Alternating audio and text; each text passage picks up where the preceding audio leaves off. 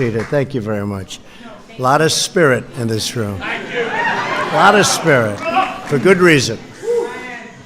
We're gathered together on this solemn occasion to fulfill our most reverent and sacred duty. 35 years ago, 241 American service members were murdered in the terrorist attack at our Marine barracks in Beirut, Lebanon. It was a very sad period of time. These are great, great people. Today we honor our fallen heroes and pledge that their blessed memory will never die, but live instead in the hearts of our grateful nation forever. We are joined by, and for today's observers, and I'd like to introduce some of the outstanding people in our government and some that are outside of our government, starting off with Secretary of State Pompeo. Mike, where's Mike? Stand up, Mike. Thank you, great job. And he's been doing a lot of traveling. A very well-traveled man, aren't you, Mike, huh? Secretary of Defense Mattis.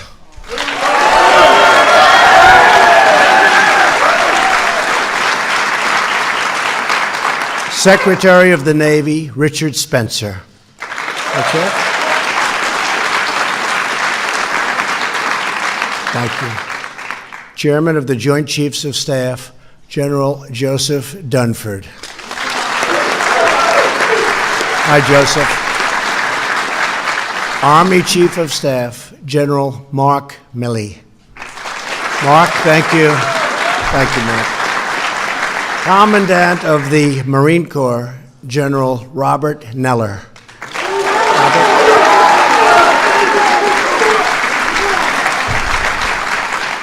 Commandant of the Coast Guard, Admiral Carl Schultz.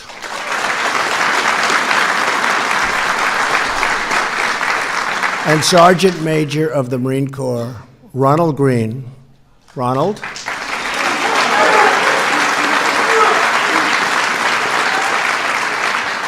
As well as my Chief of Staff and a beloved Marine. He loves the Marines, John Kelly. John? And much more important, a great wife and a great mother. Karen, please stand up. Karen.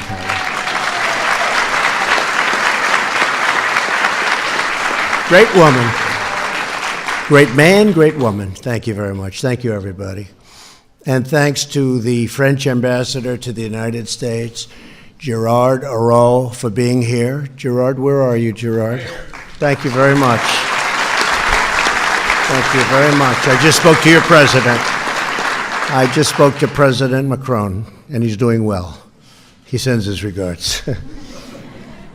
I also want to recognize two very special retired Marines who led with extraordinary valor in the wake of the Beirut terrorist attack, Colonel Tim Garrity and General Al Gray.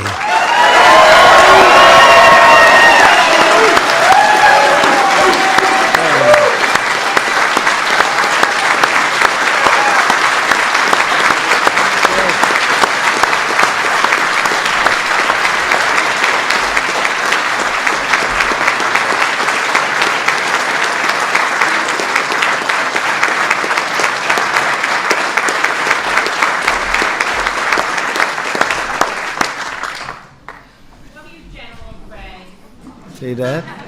They all love you. We're also truly thankful to have with us the veterans of Beirut, who really, I mean, this is an incredible group. I'm going to ask you to stand. You courageously survived that terrible October day, and you have made it your first duty to remember. Please stand. Please stand.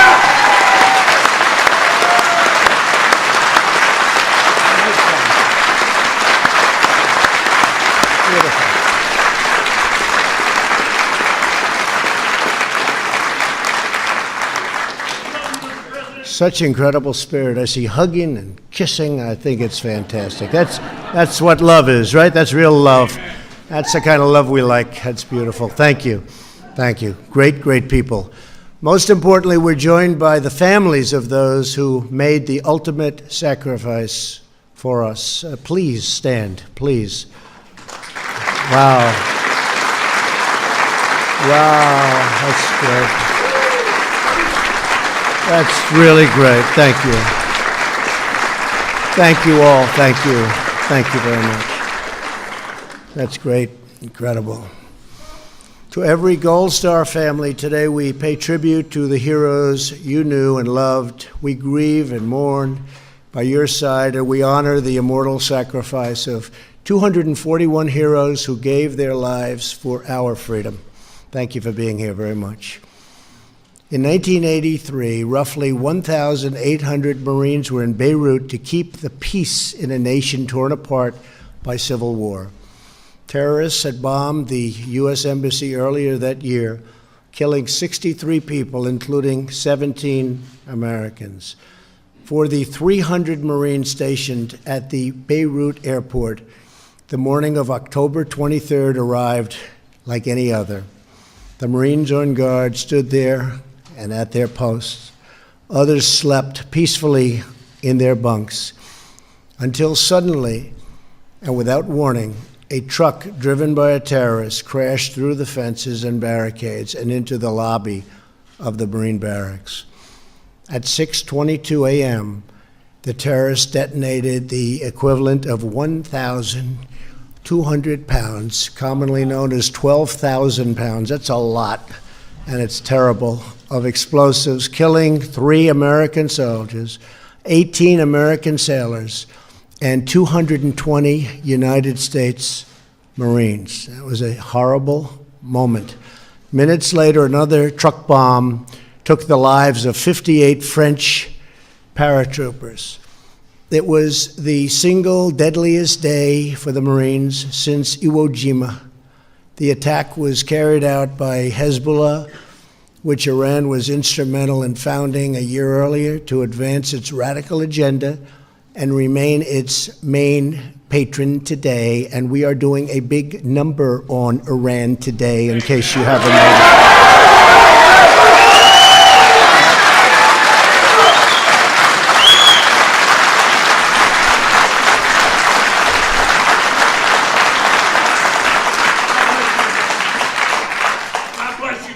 Thank you very much. I'll tell you what, they're not the same country they were when I took office. Amen. I will tell you that.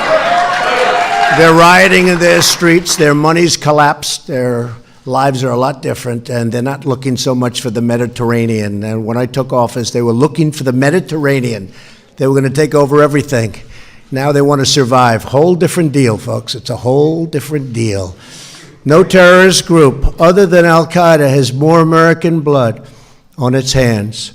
The service members who died that day include brave young Marines just out of high school, accomplished officers in the middle of their military careers, and enlisted men who had served in theaters all over the world.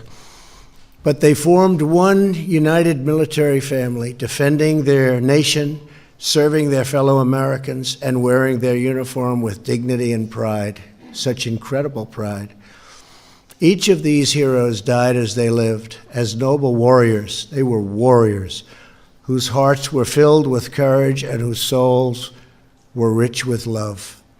The United States Marines are often the first to deploy, the first into danger, and the first to fight.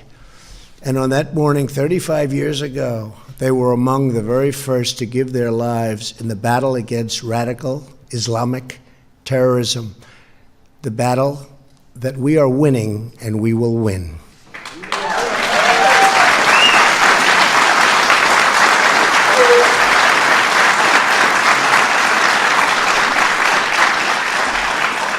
And I have to point out, and I can do this for General Kelly, General Mattis, and everybody here, that we are doing very well in our fight against ISIS. They are virtually knocked out entirely in Syria. Another short period of time, they'll be gone. And also in Iraq and in lots of other places, we have stepped up the fight to a level that even General Mattis was very happy to get that order. Is that right, General? We've done a very strong number. So, radical Islamic terror. As Commander-in-Chief, I will always ensure that our service members have the tools, resources, equipment, support, and trust they need to protect this nation and to defeat America's enemies with overwhelming force. No enemy on earth can match the strength of our military or the might of our Marines. We will use every instrument of our national power to confront the sinister forces of terrorism. That is one reason why last year I withdrew the United States from the Iran nuclear disaster.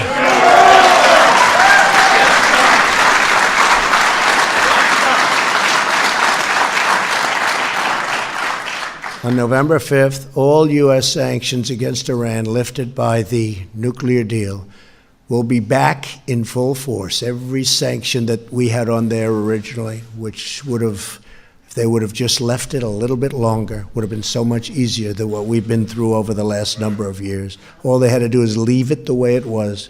It was eating them away. But we've started it all over again, and it'll be just as good. We've wasted time and lives, unfortunately. And they will be followed up with even more sanctions to address the full range of Iran's malign conduct. We will not allow the world's leading sponsor of terror to develop the world's deadliest weapons. Will not happen. Over the past year, we have levied the highest number of sanctions ever imposed on Hezbollah in a single year, by far.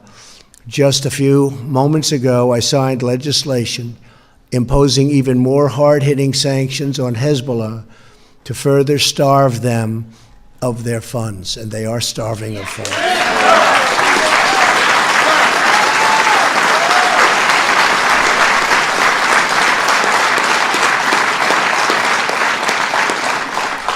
We will target, disrupt, and dismantle their operational and financing networks, of which they had plenty. They don't have plenty now. And we will never forget what they did to our great Marines in Beirut. We will never forget.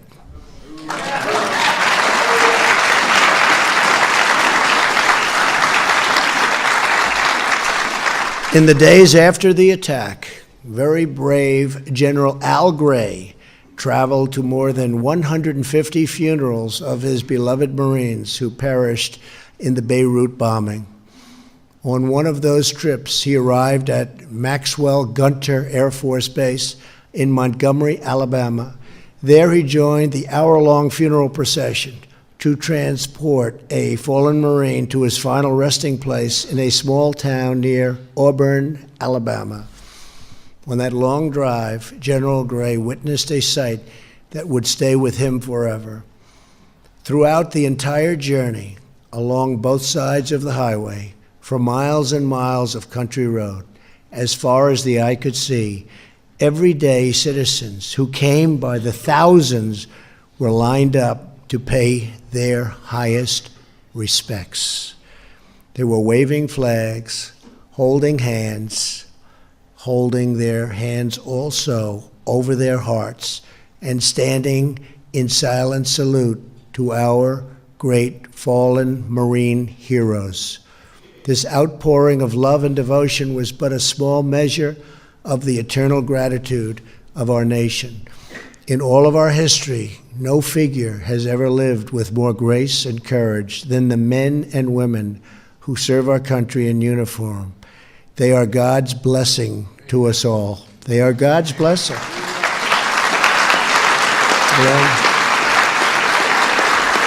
They are incredible people.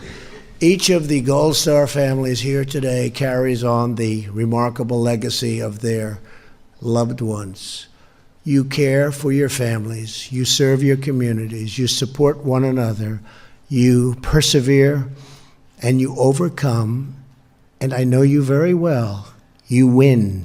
You just know nothing but winning. I know the people, some of the people in this room, they just know how to win. And you keep the memory of our heroes alive. So this evening, we pay tribute to your service, we honor your sacrifice, and we say on behalf of all Americans, thank you. Thank you for your courage. Thank you for your strength. Thank you for your devotion. Thank you for your love that is greater than life itself. And thank you for remembering us all what it means to live like our heroes, forever brave, forever strong, and always, always, always faithful. Thank you once again, and God bless you. Thank you. Thank you very much. Thank you, folks. Thank you very much. Thank you.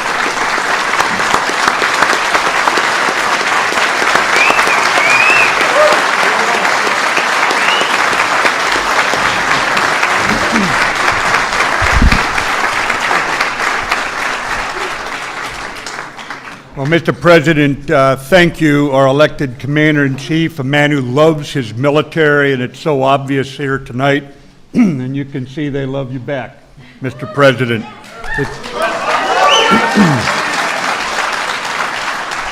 And Mr. President, thanks for highlighting our great ally, France, here tonight. They've stood with us like stalwarts through all these years, and Mr. Ambassador, great to have you here as well. It is a somber occasion, we all know that. I was driving down a road in Newport, Rhode Island on Navy duty. That's pretty nice duty, General. Thanks for sending me there. And I heard the bombing, the news of the bombing. I had little idea that I would shortly be the casualty notification officer for near over a half a dozen of the Rhode Island lads that were lost in that bombing. And I would just say to the Gold Star parents, the Gold Star families, the Gold Star brothers, sisters, sons and daughters, those who lived on after their loved ones were taken away from them far too soon, we want you to know that we will always hold in our hearts your family's sacrifice. We do not forget in the United States government, we do not forget in the U.S. military, and I guarantee our Commander-in-Chief does not forget. It was 35 years ago. It was a deadly day for us, and they crashed two bomb-laden trucks, one into our barracks, one into the French paratrooper barracks, and the cost was enormous in paratroopers, Marines, sailors, and soldiers. And looking back on that day, I think we know that the ultimate test of a person's character is their willingness to sacrifice for future generations whose thanks they will never hear. And so today, it's our responsibility to acknowledge the irredeemable debt of gratitude that we owe to those who we lost in Beirut and to their families here today. In the President's words, you captured the spirit of them very, very well, Mr. President. So we gather to remember them all. We remember those who in the immediate aftermath of the blast, some of whom are here today, combed through the wreckage with their bare hands to save the wounded, and from their fellow U.S. brothers in arms, the Italian soldiers, the Lebanese soldiers who came to our aid, the civilians there, the French personnel who, despite the casualties they had just sustained, came to the place that had been harder hit and pitched in. We remember the wounded who returned from Beirut, Mr. President, never wavering in their commitment to our cause of liberty. Then the Commandant of the Marine Corps of those days was a General P.X. Kelly, and he went to the hospital to see the ones who had survived, and he encountered a young Marine Corporal, Lance Corporal, Jeffrey Nashton, lying in the hospital bed. He was in critical condition. He was nearly blind. He was unable to talk. And upon learning it was his commandant who'd walked in the room, Lance Corporal reached up to touch the 4 stars on his collar to confirm that it was really him. He confirmed it. He asked for a piece of paper. He waved for a writing, and he wrote on that piece of paper, Semper Fi.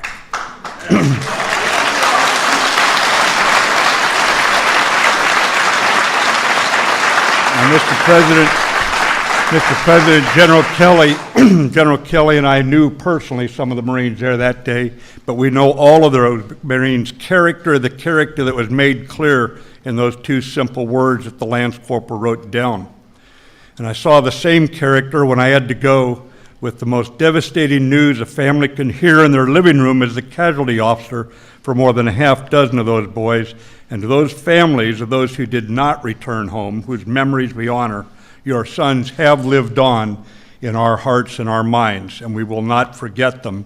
The tracks that they set will not be eroded by wind or rain, and to them we say, sleep, soldiers, still in honored rest, your truth and valor wearing.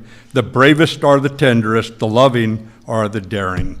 So thank you, Mr. President, for leading this tribute here today, and I'd like to invite to the podium Father George Puparelli. Come on up, Father. The chaplain of those Marines, Mr. President, who was there that day the building came down. Padre? Thank you. Yes, thank you. That's great. Thank you. Beautiful. Yes, sir. Let us pray. Dear Lord our God, you know everything. You read the minds and hearts of all of us here this evening. And you know the minds and hearts of those who are in your arms, those young, vibrant faces who went over to a distant land to try to promote peace and harmony to peoples riddled with strife and violence, destruction. But Lord, you know all things. Take those young heroes of ours, put them in a very special place in your heavenly kingdom, paradise where light, warmth, and joy reside forevermore. Lord, you said once, blessed are the peacemakers, for they are children of God, and so are our boys. Hold them dearly, Lord, and watch over them and bless them in a very special way in your kingdom. But Lord, also bless this evening our president. Shine upon him wisdom and courage and strength. Yes. And bless our Secretary of Defense and Secretary of State. Lord, watch over our armed forces, for all those flags that stand vividly behind me. Lord, be with them and protect them wherever they may be sent out by our country with the clear mind and heart of peace and justice and righteousness for everyone, those within this country and those throughout the world. Lord, bless those General Gray, Colonel Tim Garrity, General P.X. Kelly, and Lieutenant Colonel Larry Gerlach. Lord, bless them, because we would follow them today if this was the day to go. Lord, watch over our armed forces. Watch over all of those who mean so much to us. Watch over all these who have made this night possible. For all the efforts and sacrifices that went into this evening, thank you, and bless them in a very special way. But also bless each and every one of the relatives and friends and survivors of the Beirut bombing. Lord, their hearts are always, lest we ever forget. We are made with human minds, Lord. We shall never forget this. But my prayer here this evening is for our young people. Lord, they are our new country, our new generation. And by their efforts and by their looking upon our heroes this evening, by their efforts, they can make this country great and the world a better place to live in. Amen. Amen.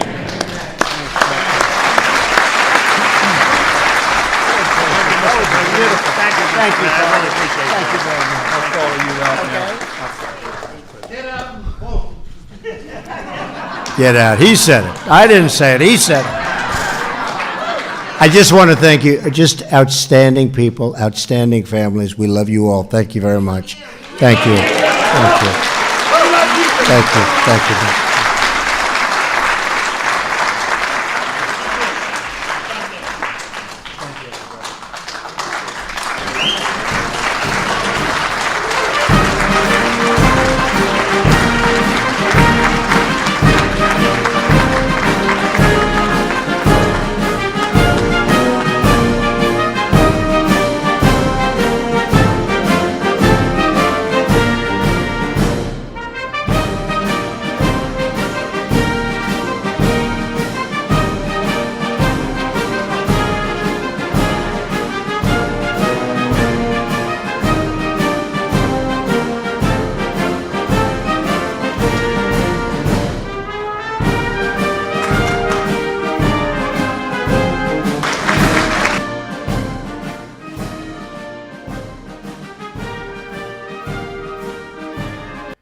right, folks, thank you so much for joining us and choosing us as your stream of choice. The president delivering his speech at the 35th anniversary of the attack of the Beirut barracks, folks.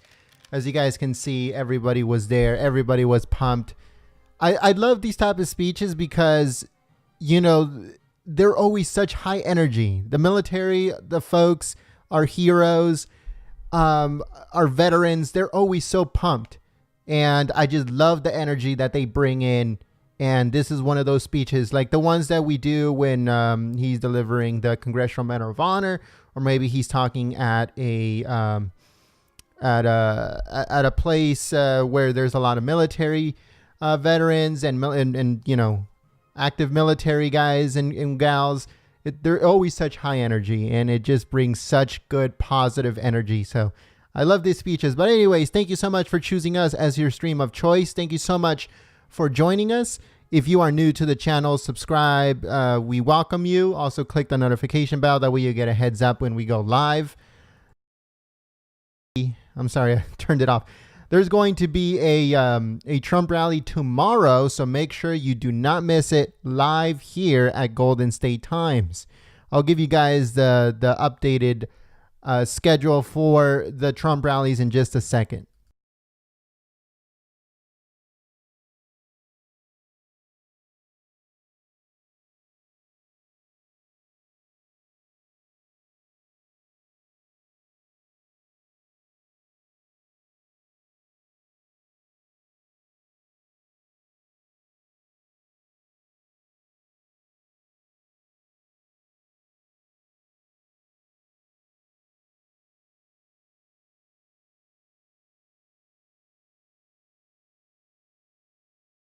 All right, folks, so this is the updated rally schedule for the next few days. Tomorrow, Friday, October the 26th at 7 p.m.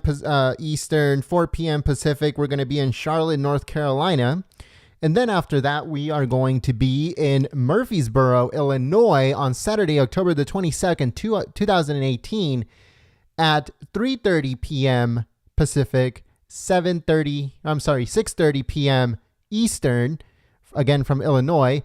And then the other rally is going to happen on Halloween. So it's Wednesday, October the 31st, 2018 from Fort Myers, Florida at 7 p.m. Eastern, 4 p.m. Pacific. So make sure you guys join us for those rallies. If you are new to the channel, make sure you guys subscribe. We welcome you to the family, and also click the notification bell. If you've been with us for a while, make sure you're still subscribed. I heard from a lot of different YouTubers that YouTube has been unsubscribing folks. So make sure that you guys check the subscribe button below the video and you make sure that it's still gray instead of red. If it's red, it means that you're unsubscribed from the channel. So make sure you're subscribed and the notification bell is on. That way you can get notified when we go live for these Trump rallies, for any events from the White House, press briefings, State Department press briefings from the Pentagon.